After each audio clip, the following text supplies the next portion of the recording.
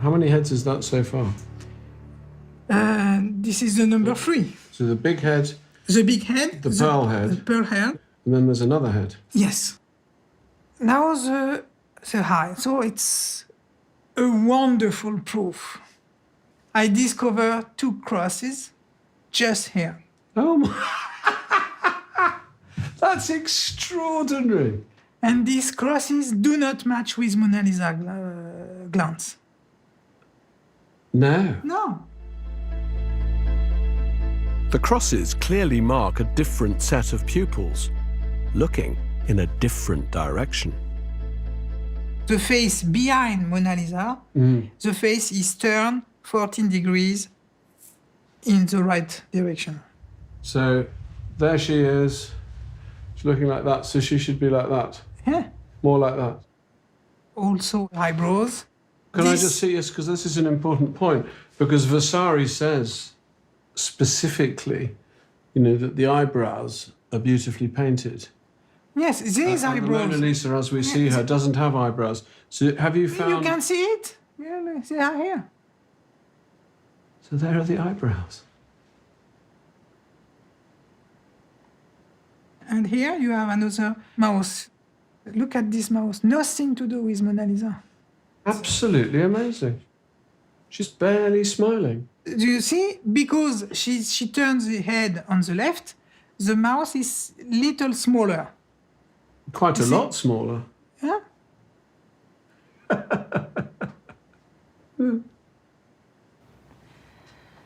So Pascal, you found a complete face Yes. inside Inside. the Mona Lisa. Yes. Wow. That's quite a big discovery, isn't it? Yes, it is. Yes, it is. Yes, it is. Pascal's work has revealed, for the first time in 500 years, a detailed earlier portrait by Leonardo da Vinci. It's the same size as the face we see now, but turned by 14 degrees. There's clear evidence of a different, swept-back hairstyle. Elaborate ties at the top of an earlier sleeve are clearly visible. There's even a suggestion that she once held a blanket in her lap. Is this the portrait of Lisa I've been looking for? So throughout my journey, I thought, well, it seems as though they're talking about 2 different pictures. You seem to be saying to me that, yes, there are 2 Mona Lisas, but they happen to be on the same piece of wood. Yes. So this must surely be Lisa del Giocondo, Of course. Francesca's wife. I agree with you. This is a real portrait of Mrs. Lisa Gardini.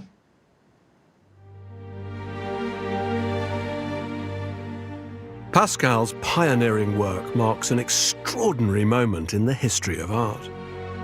By piecing together all the details, then decoding the data to identify the original pigments used by Leonardo, Pascal has been able to construct a digital photo fit of the image. It's a perfect match with the historical record. But if this computer image represents the original portrait of Mona Lisa, it's a portrait her husband never received. Instead, Leonardo went on to paint the world's most famous picture over the top. So there were 2 Mona Lisas all along. But how do we make sense of these discoveries? And what are we now to make of Leonardo's masterpiece? In search of the final piece to the puzzle, I'm meeting a woman who spent years reconstructing the scene on that day back in 1503, when Leonardo started to paint Lisa.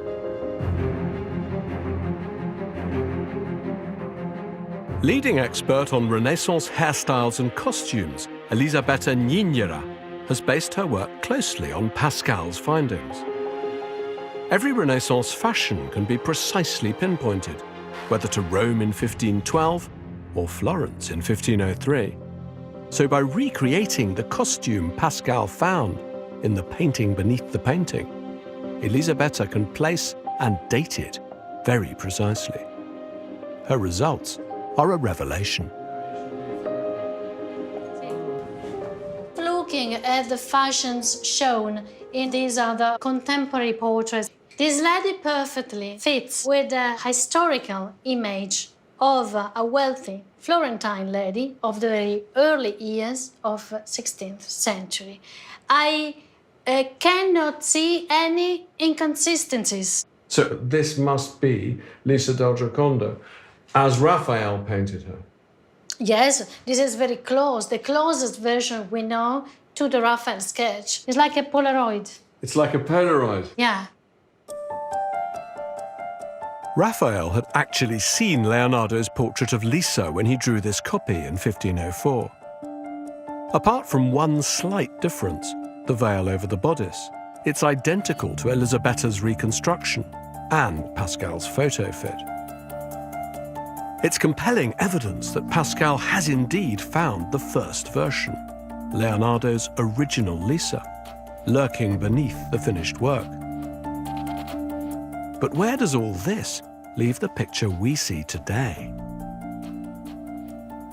So, Elisabetta, when you look at the Mona Lisa in the Louvre, as she is now, from the point of view of costume, what do you see? To me, she's not a real person because there are so many details which go in this sense.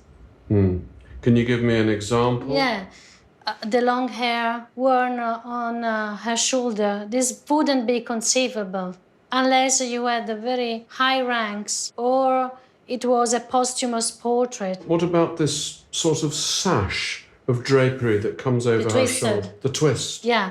This is the most interesting element in Louvre's Gioconda because Greco-Romans classical art devoted such a detail only on one shoulder only, to Venus, and virtues like purity, chastity, faith. So that beautiful strand of drapery that seems to continue the flow of the river in the landscape behind, that is not something that a real woman would have worn. At all. Even so it's more like an attribute of a goddess. Yes.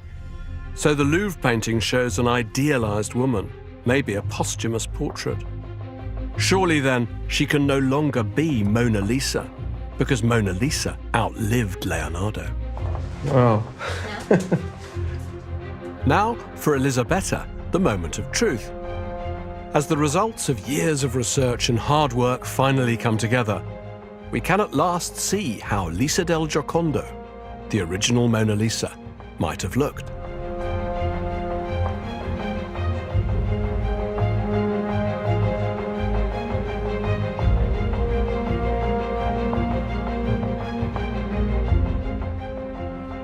So, Elisabetta, you have made the sleeves that Pascal found, and this is the line. You've recreated the line there. Yeah, exactly.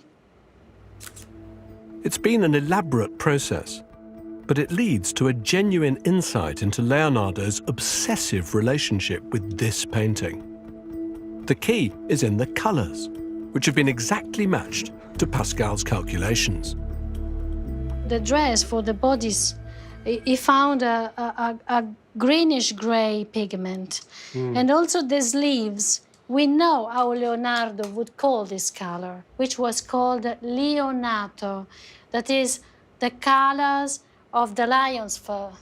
Leonato color. I never knew that. But you know what it makes me think? It makes me think, when you say that this is Leonardo, because, of course, he didn't sign pictures, but this is Leonardo's way of signing the painting. Exactly. He loved to play games with words. Exactly. So the colour, that's great. The colour, Leonato, and the knot pattern, vincere. Yeah. Leonardo da Vinci. Yeah, it could be. No, we're not joking. I agree with you totally. You agree with me? Yeah, exactly. Because For me, the presence of a hidden signature would answer a nagging question. Why didn't he finish his first version and give it to Francesca? Knotting his name into her bodice, it's like an act of possession. as if Leonardo knew this was always destined to be more than a portrait. No one's painting but his own. If we go 1, 2, 3, quando dico tre, you look at me. 1, 2, 3. Our investigation has revealed for the first time what Leonardo's hidden earlier portrait might have looked like. The portrait, surely, of the Florentine merchant's wife, Lisa del Giocondo. We found a solution to the historic inconsistencies that have long baffled experts. And it seems we've discovered that the portrait in the Louvre may not be the Mona Lisa after all. So we're left with the million-dollar question. Who is she? The one piece of evidence that still stands out is the eyewitness account of De Beatis, who had it from Leonardo himself that the woman we now see was painted at the behest of Giuliano de' Medici. So who replaced Mona Lisa in Leonardo's painting? Did Giuliano commission a posthumous portrait, perhaps of a lost love, idealized like a goddess? For me, there's only one candidate, a woman with whom Giuliano had a brief, passionate affair. A woman who tragically died giving birth to their son, a little boy who was still calling for her when Giuliano commissioned the picture. Her name was Pacifica Brandano. Could this be her?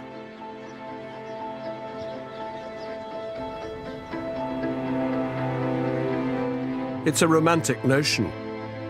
But just as Leonardo never gave the picture to Francesco, he never gave it to Giuliano either. Instead, he kept the image of the woman he'd signed in code and made her more his own than ever.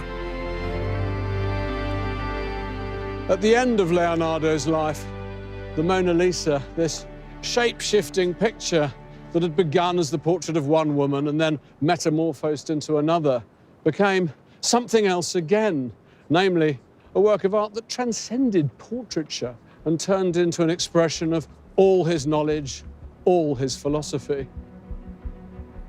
The painting's like a shimmering mosaic in which Leonardo has pieced together all that he knows about nature and about human nature. And I think the key to it is that famous smile. Leonardo's way of saying that while we might strive to understand this vast cosmos that surrounds us, in the end, it's our destiny to pass through life as swiftly as the smile that flickers across a human face. So the Mona Lisa really isn't Mona Lisa after all, but something much more than that. It's a painting of life itself, as Leonardo had come to think of it. His way of painting us all.